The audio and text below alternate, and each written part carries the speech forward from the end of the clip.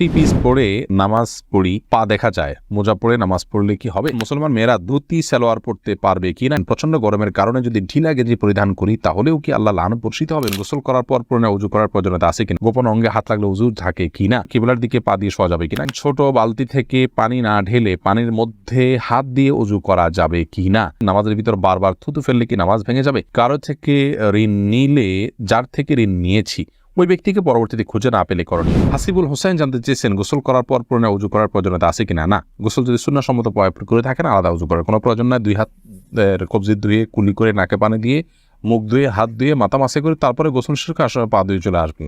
এভাবে গোসল করলে আপনার আলাদা করে আর গোসল করার কোনো প্রয়োজন নেই। উজুতে আপনার গোসলের শুরুতে উজুর নিয়ত হয়ে যাচ্ছে।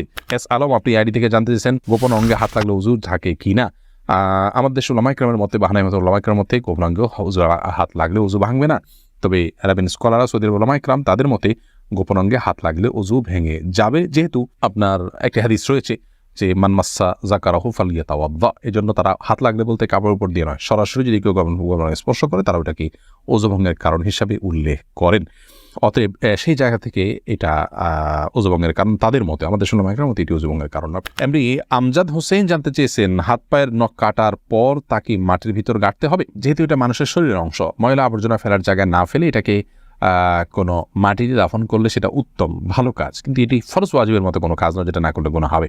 উচিত করতে পারলে ভালো হয়। ফারজানা রহমান শারমিন জানতে চেয়েছেন প্রচন্ড গরমের কারণে যদি ঢিলা গেঞ্জি পরিধান করি তাহলেও কি আল্লাহ লানত বর্ষিত হবে? বোন ফারজানা, যদি বাসা বাড়িতে আপনি পড়েন তাহলে তো আল্লাহ লানত বর্ষিত হওয়ার কোনো প্রশ্নই ওঠে না। যদি গায়ে মহানামের সামনে এসে পড়ে না যান, আপনি বাসাটা পড়ার পর উপর দিয়ে পাতলা না পরে নেন যাতে আপনার সৌন্দর্য প্রকাশিত না হয় গায়ে মহানামদের সাথে। এরকম যদি চলেন তাহলে কোনো অসুবিধা নেই বাসা বাড়িতে। আর বাসা বাড়ির বাইরে যদি আপনি যান তাহলে সেক্ষেত্রে বোরকার নিচে যদি আপনি এ ধরনের পোশাক পরেন কোনো অসুবিধা নেই ইনশাআল্লাহ বিদিনিল্লাহ। অর্থাৎ আপনার পর্দা বাইরে যখন যাবেন পর্দা মেনটেন করতে হবে। গরম এর কষ্ট যত বেশি জাহান্নামের গরমের কষ্ট তার চাইতে অনেক বেশি। অতএব পর্দা লঙ্ঘন যেন না হয়, পরপুরুষের সামনে যাতে আপনার পর্দা লঙ্ঘিত না হয় সে বিষয়ে আপনি খেয়াল করবেন।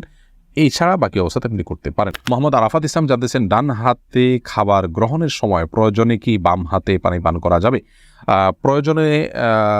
প্রয়োজনে বলতে কি, ডান হাতে পানি পান করা উচিত, খাবার গ্রহণ করা উচিত। ইভেন আপনার খাবার খেলে আঙ্গুল চেটে তারপরে আপনি ডান হাতে ধরে খাবেন। যদি আমাদের দেশে ওলামা ইকরাম বলেন যে বাম হাতে আপনি পানির পাত্র ধরলেন, ডান হাত দিয়ে ঠেক দিলেন, তার মানে দুই হাত ধরে খালেন, এটা জায়েজ আছে, এটা একটা পন্থা মাত্র, কিন্তু সবচেয়ে উত্তম হয় সরাসরি ডান হাতে খাওয়া। সেক্ষেত্রে খাবার লেগে যাওয়ার যে ভয় থাকে গ্লাস ইত্যাদিতে, সেটা থেকে বাঁচার জন্য আপনি পরিষ্কার করে নেবেন, আলতো করে ধরবেন, কিন্তু ডান হাতে খাওয়া উচিত, পান করা উচিত, যেহেতু হাদিসে সুস্পষ্টভাবে ডান হাতে খাওয়া পান করার নির্দেশ রয়েছে। কারজাই এর দিকে আপনি জানতে চেয়েছেন কারো থেকে ঋণ নিলে যার থেকে ঋণ নিয়েছি ওই ব্যক্তিকে পরবর্তীতে খুঁজে না পেলে করণীয় কি? যদি কোনোভাবে খুঁজে পাওয়া না যায় এবং আশাও ছেড়ে দেন তাহলে সেক্ষেত্রে সেই ঋণের টাকা আপনি যে কোনো গরিব মানুষকে, অসহায় মানুষকে আপনি দান করে দিবেন বা কল্যাণমূলক খাতে দান করে দিবেন ওই ব্যক্তির তরফ থেকে, প্রাপকের তরফ থেকে, তাই আপনি দায়মুক্ত হবেন ইনশাআল্লাহ। ফারজানা সুলতান আপনি জানতেছেন কিবলার দিকে পা দিয়ে শোয়া যাবে কিনা? কিবলার দিকে পা দিয়ে শোয়ার ব্যাপারে কোনো হাদিসে নিষেধাজ্ঞা সরাসরি নাই। তারপরও ওইদিকে কেবলা রয়েছে, সেই জায়গা থেকে কেবলার প্রতি শ্রদ্ধার জায়গা থেকে কেউ দিকে পা না দেন ভালো, কিন্তু এটাকে হারাম বলা বা নাজায়েজ বলা বা গুনাহের কারণ বলার কোনো সুযোগ নেই, যেহেতু কোন হাদিসে এই বিষয়ে কোনো নিষেধাজ্ঞা নেই। ফারিয়া এনামুল আপনি জানতে চেয়েছেন ছোট বালতি থেকে পানি না ঢেলে পানির মধ্যে হাত দিয়ে উজু করা যাবে কি না? যাবে। হাত দিয়ে কোষ করে উঠিয়ে আগে হাত ধোবেন 3 বার, এরপরে আবার আপনি কোট দিয়ে স্বাভাবিকভাবে উজু করতে পারেন, কোনো অসুবিধা নেই। নবী সাল্লাল্লাহু আলাইহি ওয়াসাল্লাম এই পদ্ধতিতে উজু করেছেন।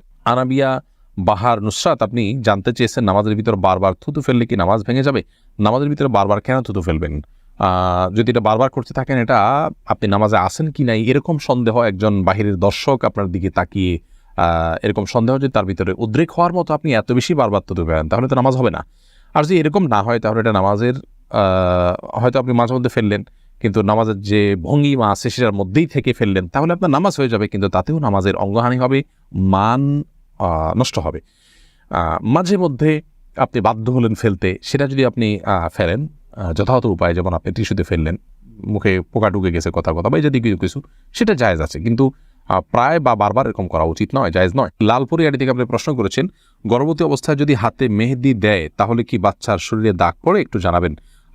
বোন, এটি সম্পূর্ণ কুসংস্কারের জন্য একটি বিশ্বাস। আমাদের দেশে অনেকে এরকমটি মনে করে যে গর্ভবতী অবস্থায় যদি গর্ভবতী অবস্থায় যদি এরকম কোনো কিছু করা হয়, মেহেদি হাত দেওয়া হয়, তাহলে সেক্ষেত্রে বাচ্চার ক্ষতি টতি হয়, এগুলো সম্পূর্ণ ভুয়া কথা, ভিত্তিহীন কথা। এগুলো বিশ্বাস করা ইমানের সাথে সঙ্গতিপূর্ণ নয়।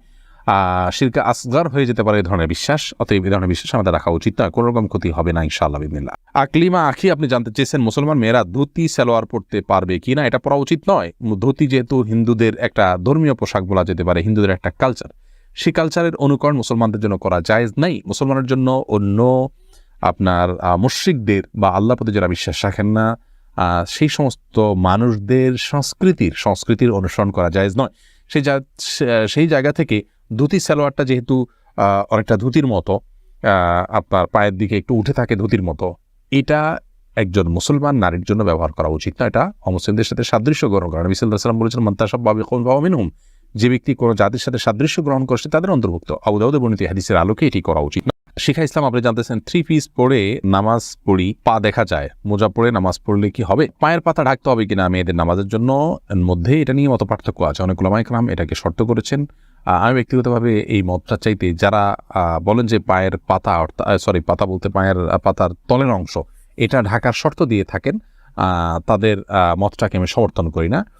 পাতার উপরের অংশ, যেটা পাতার উপরের অংশ, সেটা ঢাকতে হবে কিনা। অনেক ওলামা ইকরাম বলেছেন সেটা ঢাকতে হবে, অনেকে বলেছেন শুধু গিরার নিচ পর্যন্ত থাকলেই হবে কাপড়, পাতা না ঢাকলেও চলবে। তো দুই পক্ষের ওলামা ইকরামের দলিল রয়েছে। নিরাপদ হলো এমন কাপড় পরা যে কাপড়টা অনেক বেশি লম্বা হয়, যে পায়ের পাতার উপরের অংশ সহ ঢাকা পড়ে।